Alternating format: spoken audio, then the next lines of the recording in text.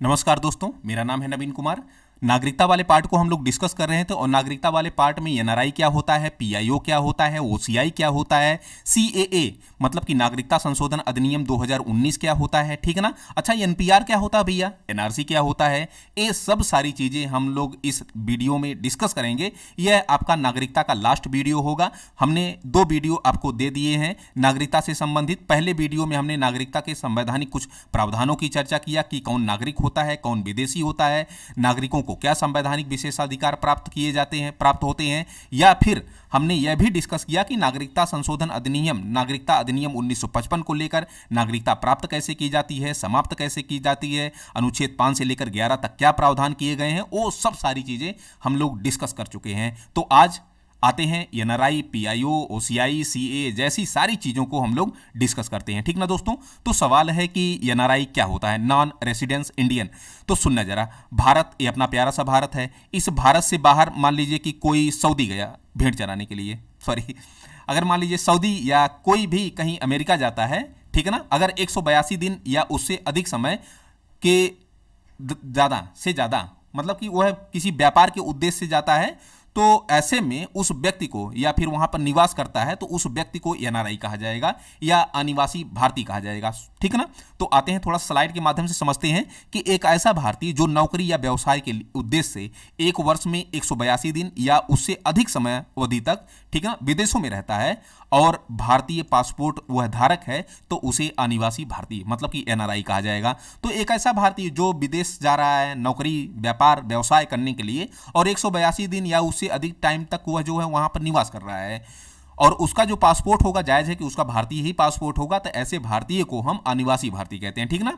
तो सवाल है कि जो संयुक्त राष्ट्र महासभा में या संयुक्त राष्ट्र संघ में अगर कोई भारतीय है, नौकरी कर रहा है, तो क्या उसको एनआरआई कहेंगे? हाँ, ऑफकोर्स उसको एनआरआई कहेंगे।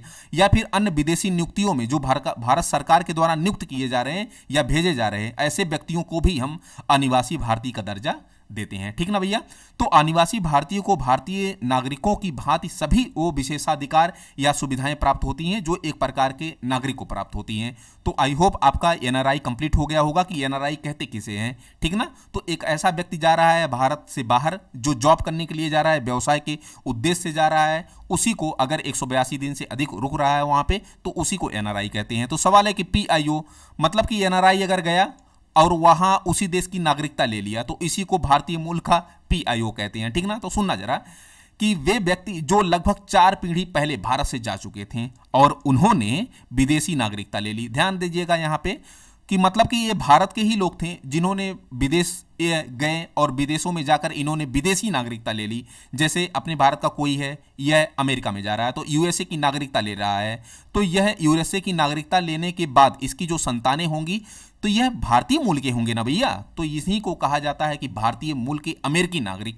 ठीक है ना। तो इन्हीं को पीआईओ कहते हैं, पर्सन ऑफ इंडियन ओरिजिन, मतलब कि इनकी जो ओरिजिन है, इनकी जो उत्पत्ति हुई है वह भारत में हुई है, भले ही आज यह दूसरे देश की या विदेशी नागरिकता ग्रहण कर लिए हैं। तो एक ऐसा व्यक्ति जो 4 पीढ़ी पहले भारत से जा चुका है और उसने विदेशी नागरिकता ले ली है, और इन्हीं भारतीय संतानों को जो है हम भारतीय मूल का व्यक्ति कहेंगे, ठीक ना। तो भाई उनकी जो भी संतानें होंगी वह भारतीय मूल की होंगी, अर्थात उनके माता पिता, दादा दादी, नाना नानी में से कोई भी भारत शासन अधिनियम 1935 के अंतर्गत भारत का निवासी रहा हो और वह भारत से बाहर जाकर विदेशी नागरिकता ले लिया हो, तो ऐसे व्यक्ति की संतानों को हम भारतीय मूल के नागरिक या पीआईओ कहते हैं, ठीक ना दोस्तों।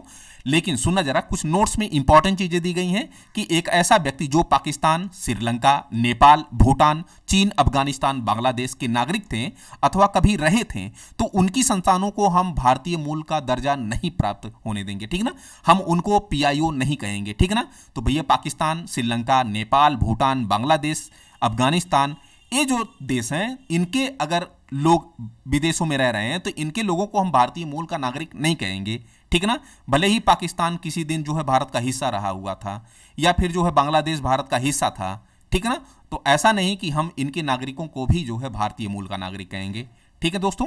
तो ये आपका पीआईओ हुआ। तो सवाल है कि पीआईओ कार्ड एक जारी किया जाता है और इसी पीआईओ कार्ड के माध्यम से इनको लाभान्वित किया जाता है। तो सवाल है कि कैसे, तो सुनना जरा। वर्ष 2002 में भारतीय मूल के व्यक्तियों के लिए भारतवंशीय कार्ड मतलब कि पीआईओ कार्ड की प्रक्रिया प्रारंभ की गई। अगर एक क्वेश्चन पूछे कि पीआईओ की प्रक्रिया, कार्ड की प्रक्रिया कब प्रारंभ की गई, तो वर्ष 2002 में, ठीक ना। इस कार्ड के द्वारा भारतवंशी व्यक्तियों के लिए निम्नलिखित सुविधाएं प्रदान की जाती हैं। पहला क्या है कि पीआईओ कार्ड जो है जारी होने की तिथि से 15 वर्ष तक बिना किसी वीजा के वह भारत आ सकता है। ये पहला लाभ है उसका कि अगर पीआईओ मतलब भारतीय मूल का कोई व्यक्ति है तो उसको अगर पीआईओ कार्ड जारी हुआ है तो वह 15 वर्षों तक बिना किसी वीजा के भारत आ सकता है। दूसरा क्या है कि भाई वो एक जो विदेशी क्षेत्रीय पंजीकरण अधिकारी होता है, इससे पंजीकरण कराना होता है, ठीक ना। लेकिन यह एक ऐसा व्यक्ति है पीआईओ कार्ड धारक जो भारत आने की तिथि से 180 दिनों के अंदर, ठीक ना, इसको जो विदेशी क्षेत्रीय अधिकारी है इससे पंजीकरण कराने से छूट दी गई है। तो ये आपका दूसरा लाभ है पीआईओ का।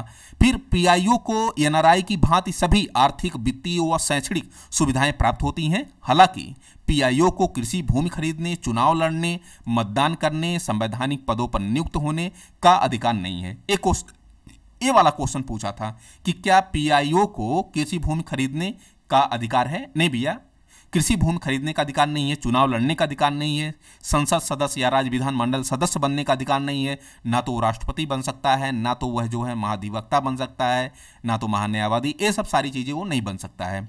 हाँ, वह चाहे तो आर्थिक गतिविधियों में संलिप्त मतलब कि व्यापार कर सकता है, वित्तीय स्थिति को जो है अपने को ध्यान में रखकर वो कार्य कर सकता है, या फिर वो जो है शिक्षा ग्रहण कर सकता है। ऐसा पीआईए कार्ड धारकों को कुछ जो है सुविधाएं प्रदान की गई है एनआरआईओ की भांति, ठीक ना भैया। ओसीआई क्या होता है? ओवरसीज सिटीजनशिप ऑफ इंडिया मतलब कि समुद्र पारीय नागरिकता। इसे व्यवहारिक रूप से दोहरी नागरिकता भी कहते हैं। तो एक ऐसा व्यक्ति जो भारतीय संविधान लागू होने के समय, सुनना जरा कि पीआईओ में क्या अंतर है, ओसीआई में क्या, थोड़ा सा डिफरेंस जरा देखिएगा कि एक ऐसा व्यक्ति जो भारतीय संविधान लागू होने के समय, मतलब कि संविधान कब लागू हुआ दोस्तों? 26 जनवरी 1950 को लागू हुआ। तो 26 जनवरी 1950 को जो लागू हुआ उसी को कह रहा है कि संविधान के लागू होने के समय अथवा उसके पश्चात कभी भी भारत का नागरिक बनने की योग्यता रखता था। एक ऐसा व्यक्ति जो संविधान लागू होने के बाद अथवा संविधान के लागू होने के पश्चात भी वह भारत की नागरिक होने की योग्यता रखता था, वह व्यक्ति जो वर्तमान में दूसरे देश का नागरिक है अथवा भारत के किसी ऐसे क्षेत्र का निवासी था जो 15 अगस्त 1947 के बाद भारत का अंग बन गया, जैसे सिक्किम। इन योग्यताओं को धारण करने वाले व्यक्ति के पुत्र पुत्री, पोता पोती, नाती नातिन को भी ओसीआई कार्ड जारी किया जा सकता है, ठीक ना दोस्तों। तो आई होप समझ में आया होगा कि ओसीआई क्या होता है। ओसीआई कार्ड धारकों को जो है अब कौन से लाभ मिलेंगे उसको आगे हम देखेंगे। फिलहाल नोट में क्या दिया गया है ये इंपॉर्टेंट है कि वह व्यक्ति जो कभी भी पाकिस्तान और बांग्लादेश का नागरिक रहा हो वह समुद्र पारीय नागरिकता प्राप्त नहीं कर सकता। देखिए पीआईओ के लिए हमने 15 देशों को लगभग हमने कुछ देशों को जो है ज़्यादातर देश, जैसे बांग्लादेश था, अफगानिस्तान था, चीन था, भूटान था, नेपाल था, श्रीलंका था, तो इन देशों के लोगों को भी हम लोग पीआईओ नहीं कहेंगे। लेकिन यहाँ पर ओसीआई किनको कहा जा रहा है कि ओसीआई वह व्यक्ति जो कभी भी पाकिस्तान और बांग्लादेश का नागरिक रहा हो वह है समुद्र पारीय नागरिकता मतलब ओसीआई नहीं प्राप्त कर सकता, ओसीआई कार्ड, ठीक है ना। तो समुद्र पारीय नागरिकता प्राप्त नहीं कर सकता, इसे लोकप्रिय रूप से दोहरी नागरिकता भी कहा जाता है, ठीक ना भैया। तो सवाल है कि ओसीआई कार्ड धारकों को लाभ क्या क्या दिया जाता है। तो पहला कि इनको बहुउद्देशीय आजीवन वीजा प्रदान किया जाता है। उनको कितने वर्षों का? 15 वर्षों का पीआईओ को। लेकिन इनको कितने वर्षों का? बहुउद्देशीय आजीवन वीजा प्रदान किया जाता है। ओसीआई कार्ड धारक जितनी बार चाहे वो भारत आ सकते हैं। फिर विदेशी पंजीकरण अधिकारी के पास पंजीकरण कराने की छूट भी दी जाती है इनको। फिर समुद्र पारीय नागरिकता, भारतीय नागरिकता का दर्जा प्राप्त व्यक्ति को वही आर्थिक, वित्तीय और शैक्षणिक सुविधाएं प्राप्त होती हैं जो एक पीआईओ को प्राप्त होती हैं, ठीक ना दोस्तों। फिर मतलब कि इसको भी कृषि भूमि खरीदने, मतदान करने, संवैधानिक पदों पर नियुक्त होने, इन सब का अधिकार नहीं होता है ओसीआई को भी। हाँ, इसको जरा देखिएगा, एक इंपॉर्टेंट मतलब कि वर्तमान जो बदलाव हुए हैं वह है भारतीय संसद द्वारा नागरिकता संशोधन अधिनियम 2015 के माध्यम से एक व्यवस्था की गई कि भैया पीआईओ को और ओसीआई को आपस में मिला दिया जाए। तो ये प्रावधान कर दिया गया 2015 में कि पीआईओ और ओसीआई को अब आपस में मिला दिया गया है। तो सवाल है कि सीएए क्या है? सिटीजनशिप अमेंडमेंट एक्ट 2019, ये काफ़ी ज़्यादा चर्चा का विषय बना हुआ था। तो इसको थोड़ा सा हम लोग समझेंगे कि अपना ये प्यारा सा भारत यहाँ पर अफगानिस्तान है, पाकिस्तान है और यहाँ पर बांग्लादेश है। तो यहाँ पर तीनों देशों में आप देखेंगे तो मुस्लिम ज़्यादा हैं। तो मुस्लिम ज़्यादा है तो मतलब बहुसंख्यक मुसलमान हैं। अच्छा, अल्पसंख्यक कौन होंगे? तो हिंदू होंगे, सिख होंगे, ईसाई होंगे, जैन होंगे, बौद्ध होंगे, पारसी होंगे, ठीक ना। तो ये 6 कम्युनिटी के लोग होंगे। तो सवाल है कि अगर शोषण हो सकता है तो क्या बहुसंख्यक का किसी देश में शोषण होगा या अल्पसंख्यक? नहीं भैया, अल्पसंख्यक के शोषण होने के चांसेस अधिक रहते हैं, क्योंकि ये देखिए मुस्लिम राष्ट्र है, कोई धर्मनिरपेक्ष राष्ट्र नहीं है, ठीक ना। तो ऐसे में यहां पर जायज है कि अल्पसंख्यक वर्गों का शोषण हो सकता है। तो संविधान संशोधन अधिनियम 2019 लाया गया, नागरिकता संशोधन अधिनियम 2019 लाया गया, जिसे सीएए कहा गया। इसमें एक प्रावधान किया गया कि बांग्लादेश, पाकिस्तान और अफगानिस्तान से अगर यह 6 माइनॉरिटी कम्युनिटी के लोग आए हैं, मतलब कि मुसलमान को छोड़कर शेष जो हैं ईसाई, बौद्ध, पारसी, जैन, हिंदू, ठीक है ना।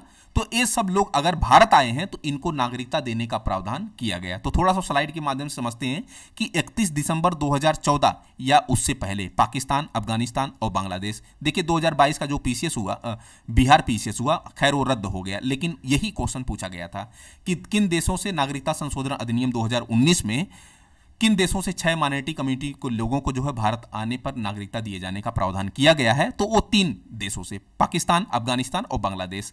तो यहाँ के 6 माइनॉरिटी कम्युनिटी मतलब कि 6 अल्पसंख्यक समुदाय जो हैं हिंदू, सिख, ईसाई, जैन, बौद्ध और पारसी, इनको जो है भारतीय नागरिकता दिए जाने का प्रावधान किया गया अगर ये भारत में आए हुए हैं तो, ठीक ना। अधिनियम में मुस्लिम समुदाय को शामिल नहीं किया गया है, इसीलिए तो थोड़ा सा बवाल हो रहा है। खैर, यहां पर देखेंगे कि इस अधिनियम में कहा गया है कि किसी विदेशी को भारतीय नागरिकता ग्रहण करने के लिए 14 वर्षों में से कम भारत में 11 वर्षों तक उसको रहने की शर्त होती है। लेकिन इन 6 समुदायों के लिए ये ज़्यादा आवश्यक है कि यह है कम से कम 5 वर्ष रहे हों, इन 11 वर्षों में 5 वर्ष ये भारत में रहे हों।